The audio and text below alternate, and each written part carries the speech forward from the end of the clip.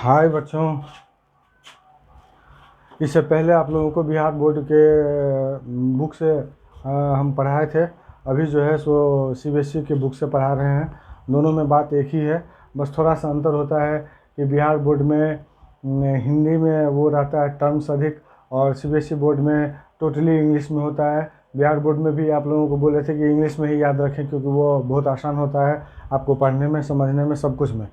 तो चलिए टाइम को बिना बर्बाद किए हुए ये शुरू करते हैं। उससे पहले आप लोगों से एक अनुरोध है कि सभी बच्चे जो मेरा वीडियो देख रहे हैं वो मेरे चैनल को ज़रूर सब्सक्राइब करें और अपना कमेंट तो ज़रूर से ज़रूर दें, क्योंकि आपके कमेंट से ही हमको आपके बारे में सब कुछ पता चल जाता है कि आपको कहाँ पर समझने में दिक्कत हो रहा है, क्या क्या हमको और अधिक सुधार करना चाहिए, इसलिए कमेंट ज़रूर दें।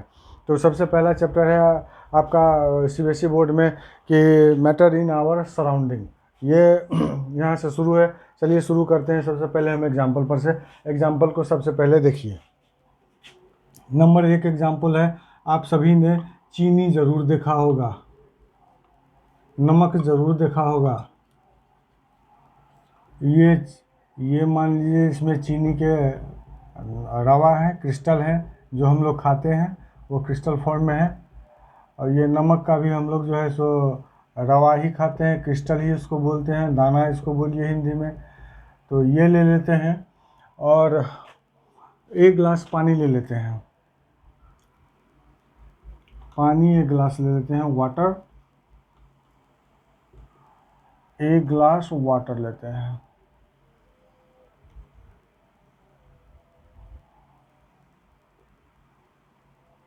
चीनी जो है तो दोनों 100 ग्राम ये ले लिए और 100 ग्राम ये ले लिए, दोनों 100 ग्राम ले लेते हैं। अब एक गिलास में जितना पानी अटे 200 ml अटे, 300 ml अटे।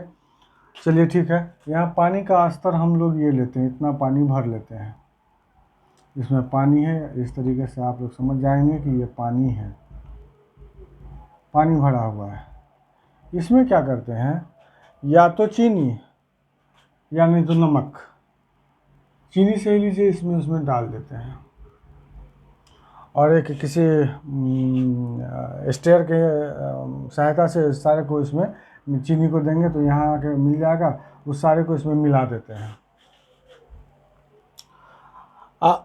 इसमें क्या होगा, आप देखेंगे कि ये जो पानी लिए,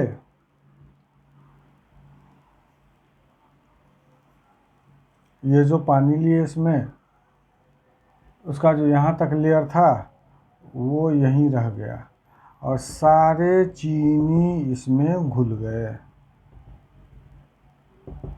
अब सवाल उठता है कि जब इसमें चीनी घुल गया, जो हम बाहर से दिए थे, तो लेयर इसका ऊपर क्यों नहीं आया, नहीं आया, यही मुख्य बात है। अब इसमें आप हुआ क्या, एक्चुअली में इसमें हुआ क्या वो देख लीजिए। हुआ ये कि ये जो हम लोग पानी लिए ग्लास में, इस लेवल में पानी लिए, यहाँ भरा हुआ है पानी, चीनी घुल गया और ये जो पानी के मॉलिक्यूल्स हैं, इसके बीच में जो जगह है, चीनी का जो कण हुआ या मॉलिक्यूल हुआ, सो इस जगह में जाके बैठ गया और यही वजह था कि पानी ऊपर नहीं आया।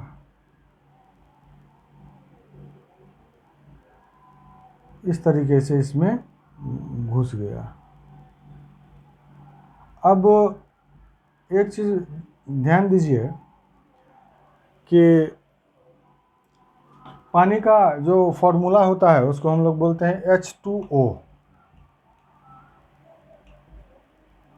ये है पानी, याद रखिए, बाद में आपको हम और अच्छे तरीके से और जैसे जैसे ज़रूरत पड़ेगा उतना अंदर में और उतना इंटरनली बताएंगे। H2O, इसका वज़न होता है 2 और 16 18 ग्राम। एक मॉलिक्यूल वाटर का जो होता है वो 18 ग्राम होता है। इस 18 ग्राम में वाटर के टोटल जो पार्टिकल बोलिए, अणु बोलिए, या फिर जो भी पार्टिकल या अणु बोलिए, इसमें 6 × 10⁻23 इतना संख्या में इसके पार्टिकल होते हैं। ये अब देखिएगा तो 60 लाख खरब के बराबर ये हुआ। तो ये जो चीनी इसमें घुला, 100 ग्राम दिए और उसमें 100 ग्राम दे देंगे तो और जो जगह होगा वो भी भर जाएगा, लेकिन स्तर नहीं बढ़ेगा। तो आपको बताएं जैसे 6 × 10⁻23 पार्टिकल होते हैं या मॉलिक्यूल्स होते हैं। 18 ग्राम पानी में पानी का मॉलिक्यूल्स होता है। ये तो समझ गए कि उसमें इतने मॉलिक्यूल्स होते हैं। ये बहुत हुआ, 60 लाख खरब, बहुत मॉलिक्यूल हुआ। और ये इतना माइन्यूट होता है कि हम आप इसके एक मॉलिक्यूल्स को देख भी नहीं सकेंगे। आप देख लीजिए, जैसे धुंध आता है, जाड़े के समय में लोग कहता है बड़ी धुंध है, बड़ी फॉग है, फॉग। वो 60 लाख खरब पार्टिकल को एक जगह करेंगे तो एक गिलास पानी नहीं बनेगा। उसके बीच में इसका जो है पार्टिकल जाके बैठ गया, और ये आपको पता नहीं चल रहा है क्योंकि लेवल नहीं बढ़ा। कोई चीज़ तभी दूसरी चीज़ में मिलेगा जब वो एक नेचर का होगा। तो ये जो 60 लाख खरब पार्टिकल हुए, मॉलिक्यूल्स हुए पानी के, उसमें अगर चीनी या नमक का ये घुल गया उसका पार्टिकल, इसका मतलब हुआ कि दोनों ही पार्टिकल का बना हुआ है और वो खाली स्पेस में बैठ गया, मतलब दोनों ही पार्टिकल्स हैं। अगर आप इसमें इतना बड़ा ये ले लीजिए, शीशे का एक गोली ले लीजिए और इसमें डाल दीजिए ये शीशे का गोली, तो आप देखेंगे कि पानी का लेयर बढ़ गया, क्योंकि शीशे का वो गोली इसमें नहीं घुसेगा। ये बहुत बड़ा है, विजुअल है, दिखाई देता है, और पानी का लेयर बढ़ जाएगा। तो इससे जो आपको एग्जाम्पल दिए हैं उससे एक बात स्पष्ट हो गया कि पानी का जो पार्टिकल्स है उसी तरीके का पार्टिकल्स चीनी या नमक का भी है। ये क्या है? पदार्थ है, ये एक पदार्थ है। ठीक है, इसका मतलब हुआ, इस सारे एग्जाम्पल को देखने का मतलब हुआ कि पदार्थ जो है सो पार्टिकल्स के बने होते हैं। चलिए 1 नंबर लिख लीजिए।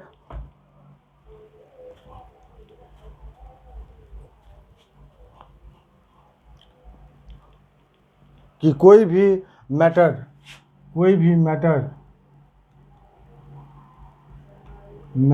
इज मेड अप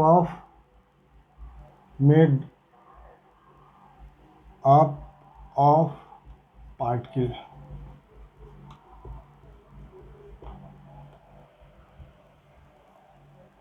ये आप लोग समझ गए एग्जाम्पल से। अब आइए आपको हम दूसरा एग्जाम्पल देते हैं, उस एग्जाम्पल को भी गौर से देखिए।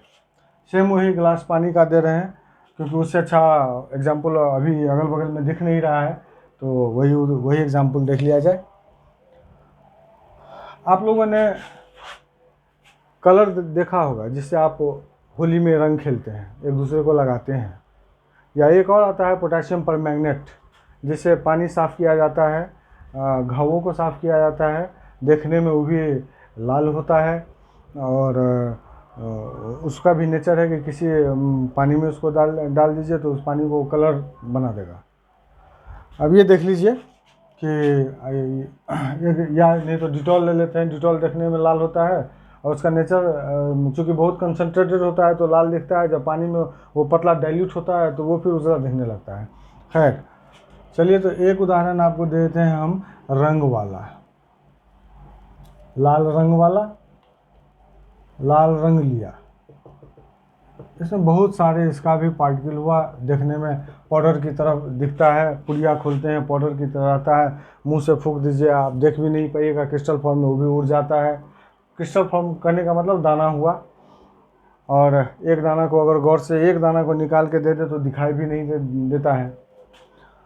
तो लाल रंग ले लेते हैं और 1 लीटर पानी लेते हैं। एक शीशे का ग्लास में 1 लीटर पानी लेते हैं।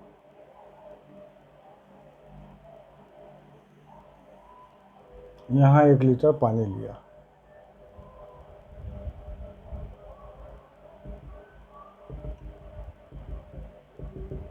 अब इस लाल रंग में से एक दाना जो दिखाई भी नहीं देगा, लगभग बहुत छोटा होता है, बहुत गौर से देखिएगा तो दिखाई देगा, सिर्फ एक को यहाँ से उठाते हैं, ये यहाँ उठाए और यहाँ से उठा के इसमें डाल दिए। हम लोग क्या देखेंगे? हम लोग ये देखेंगे, ये जो बिल्कुल पानी था वो कलर हो गया।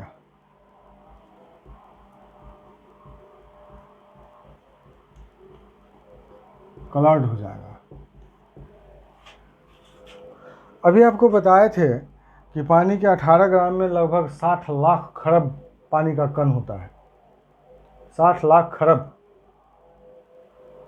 अगर उसका एक दाना, एक क्रिस्टल इसमें डालते हैं और ये पूरे पानी को रंग कलर्ड कर देता है, इसका ये साफ मतलब हुआ कि इसमें जो 60 लाख खरब या उससे भी अधिक पार्टिकल्स हुए, सारे को वो कलर कर देता है। और सारे को कलर करने के बाद ही वो हमको पूरे रूप से कलर्ड दिखाई देगा पानी। मतलब कि एक क्रिस्टल जो कलर होता है उसमें 60 लाख खरब से अधिक पार्टिकल है, तभी इसको लाल कर पाता है। मतलब क्या हुआ कि matter is made up of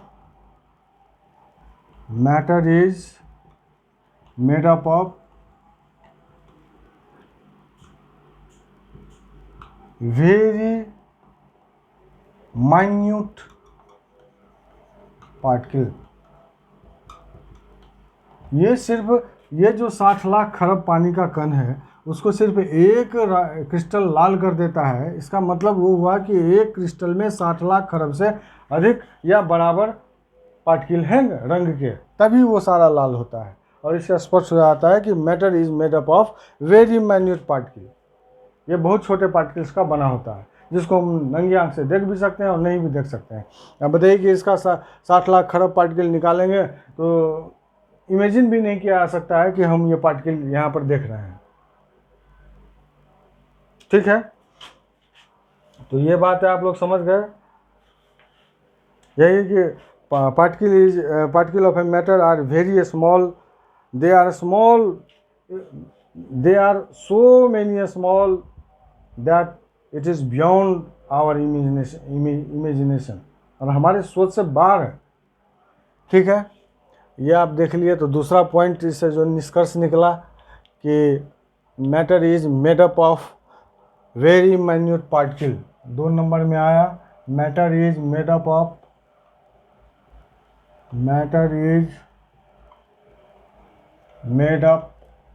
of very minute particle.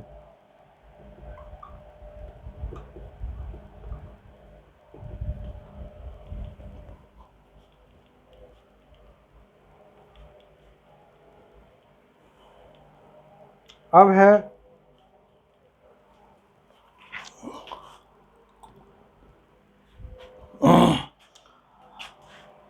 अब आप लोगों के दिमाग में ये बात ज़रूर आता होगा कि कोई चीज़ सॉलिड क्यों होता है, कोई लिक्विड क्यों होता है और गैस क्यों होता है।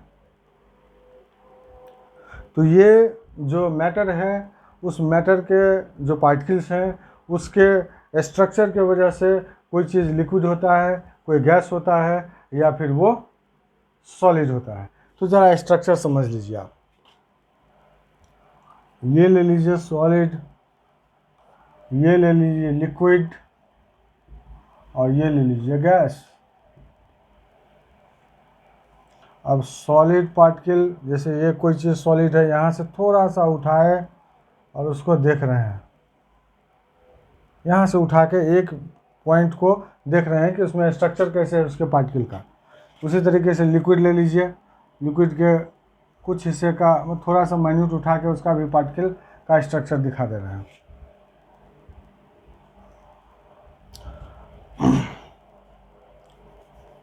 तो सॉलिड में जो पार्टिकल होते हैं, ये पार्टिकल है, ये छोटे छोटे पार्टिकल हैं। सॉलिड में जो पार्टिकल होते हैं उनके बीच दूरी नगण्य होता है, नेग्लेक्ट होता है, मतलब नहीं के बराबर होता है। लिक्विड में जो पार्टिकल होते हैं उसके बीच की दूरी होता है, सॉलिड की अपेक्षा अधिक होता है। और जो गैस के पार्टिकल होते हैं उसके बीच की दूरी सबसे अधिक होता है, पार्टिकल्स के बीच की दूरी सबसे अधिक होता है। ये हुआ बीच का दूरी, और यहाँ देख लीजिए ये हुआ बीच का दूरी। यही बीच में जो पार्टिकल्स के बीच में जो जगह है, ये जिसमें पीछे आपको एग्जांपल दिए थे कि नमक या फिर शुगर का जो पार्टिकल्स इसी बीच में घुसा है, सेम इसी तरीके का स्ट्रक्चर होता है। गैस में सबसे अधिक, दो पार्टिकल्स के बीच में सबसे अधिक दूरी होता है, और लिक्विड में बहुत कम, और सॉलिड में तो बिल्कुल नहीं। तो कहने का मतलब हमारे चारों तरफ जितने भी पदार्थ हैं, जितने भी मैटर हैं, सारे या तो लिक्विड होंगे, ये लिक्विड फॉर्म में होंगे, या गैस फॉर्म में होंगे, या सॉलिड फॉर्म में होंगे। तो जो भी सॉलिड फॉर्म में होंगे उसमें लगभग नेग्लेक्टेड बीच, दो पार्टिकल के बीच नेग्लेक्टेड दूरी होगा। जो लिक्विड फॉर्म में होंगे उसमें थोड़ी दूरी पे होगा, और जो गैस में होंगे उसमें सबसे अधिक दूरी होगा। इस चीज़ को समझने से ये बात स्पष्ट हो गया कि पार्टिकल के, मैटर के पार्टिकल के बीच में स्पेस होता है। There is a space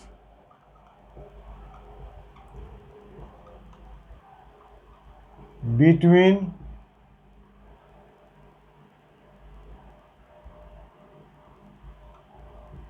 particles।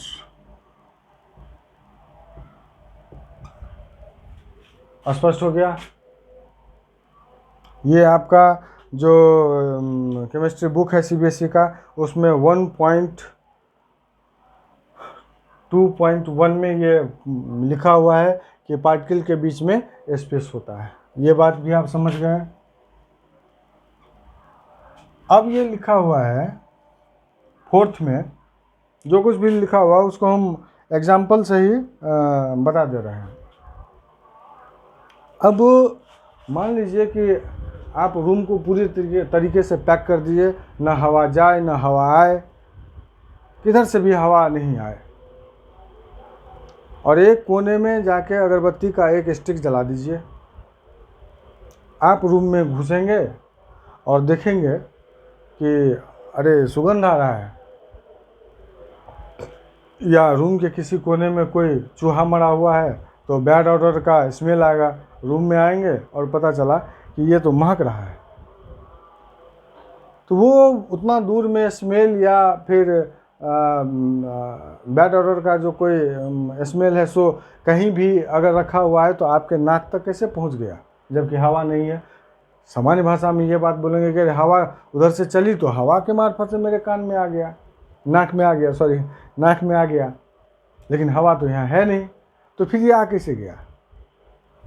तो इसका मतलब ये हुआ कि जो पार्टिकल्स हैं, चाहे गैस, यहाँ तो अगर आ रहा है अगरबत्ती का सुगंध तो समझिए गैस का पार्टिकल है, कोई सेंट स्प्रे मार रहा है मतलब गैस का पार्टिकल है। तो गैस का पार्टिकल या हो, फिर या सॉलिड का पार्टिकल हो या लिक्विड का पार्टिकल हो, वो हमेशा कंटिन्यूअस मूव करता रहता है। आप कहीं से हवा आने दें या न आने दें, उससे कोई फ़र्क नहीं पड़ता है। आप किसी कोने में उसको जला दें, आपके नाक तक आ ही जाएगा उसका गंध। इसका मतलब यही हुआ कि जो पार्टिकल्स होते हैं so always do continuous moving.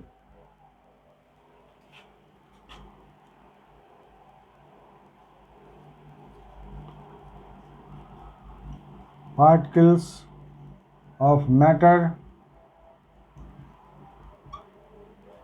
show continuously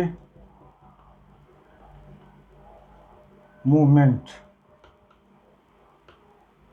continuous movement,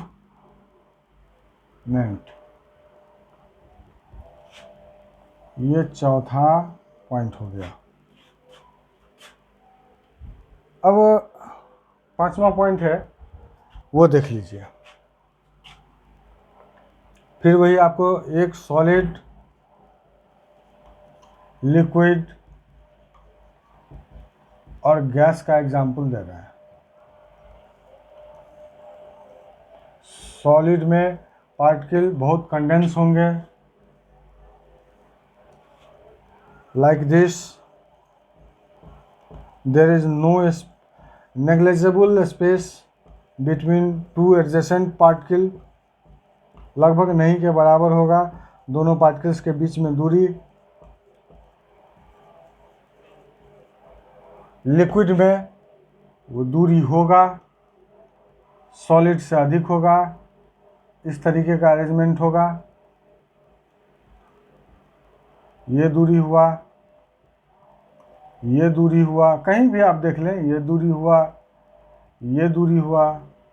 और गैस में सबसे अधिक दूरी होता है, ये दूरी हुआ, मान लीजिए ये भी दूरी हुआ, ये भी दूरी हुआ। यहाँ हम तीनों में एक चीज़ बहुत गौर से देख रहे हैं कि गैस में सबसे अधिक दूरी होता है दो एडजेसेंट पार्टिकल के बीच में, और लिक्विड में उससे कम, और सॉलिड में नेग्लिजिबल, नहीं के बराबर। सॉलिड में नेग्लिजिबल होता है, इसलिए दो पार्टिकल के बीच में अट्रैक्शन होता है, फोर्स ऑफ अट्रैक्शन काम करता है सबसे अधिक। लिक्विड में थोड़ा अधिक दूर पे होता है, इसलिए फोर्स ऑफ अट्रैक्शन सॉलिड की अपेक्षा कम काम करता है, क्योंकि ये दूर है। और गैस में जो बहुत दूर है उसमें फोर्स ऑफ अट्रैक्शन बिल्कुल कम होता है। क्यों? क्योंकि दोनों के बीच में दूरी बहुत अधिक है। तो कहने का मतलब ये हुआ कि अगर मान लीजिए कि इस दिशा में हम देते हैं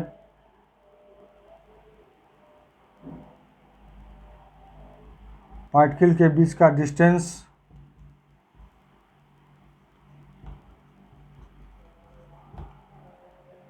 तो निश्चित रूप से इस दिशा में हो जाएगा फोर्स ऑफ अट्रैक्शन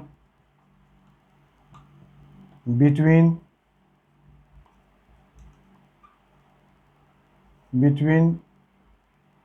पार्टिकल्स।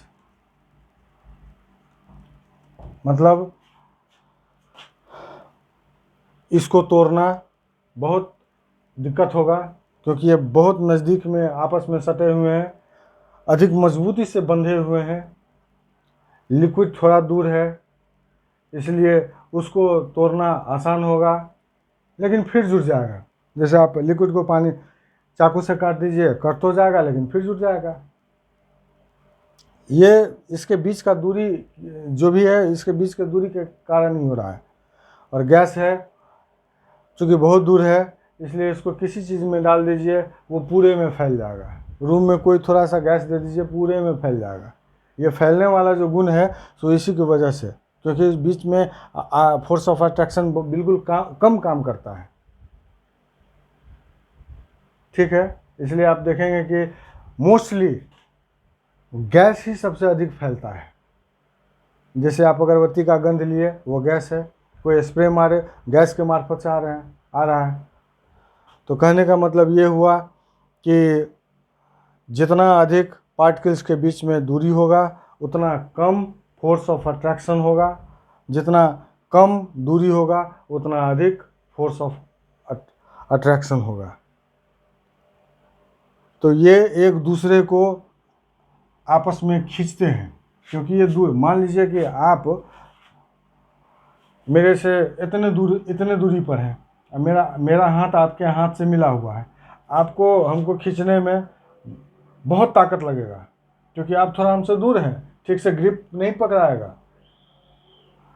और यहाँ अगर मान लीजिए कि दोनों आदमी ये यहाँ आप भी हम मेरा पकड़ लीजिए और हम भी आपका यहाँ पकड़ लिए, तब खींचने में गैस के अपेक्षा यहाँ पार्टिकल नज़दीक है, आसान है। और सॉलिड में बिल्कुल आदमी एक दूसरे से सटे हुए हैं, गले में गले मिले हुए हैं, तो यहाँ बिल्कुल दबा देंगे, यहाँ तो खींचने का कोई सवाल ही नहीं उठता है, क्योंकि यहाँ हम लोग बहुत ज़ोरों से पकड़े हुए हैं। अब यहाँ हम दो आदमी जो इस तरीके से गले में गले मिले हुए हैं, उसको दूर करना बहुत कठिन होगा। जो हाथ से हाथ यहाँ पकड़े हुए हैं उसको थोड़ा आसानी से दूर कर देंगे, और जो बिल्कुल इतना दूर पे उंगली से उंगली भिड़ा के रखे हुए हैं उसको तो बिल्कुल एक झटके में दूर कर देंगे। तो ये जो है सो पार्टिकल के बीच के दूरी के कारण जो फोर्स ऑफ अट्रैक्शन लग रहा है, सो इसमें सबसे अधिक फोर्स ऑफ अट्रैक्शन, इसमें सबसे कम, इसमें उससे कम, और इसमें सबसे अधिक।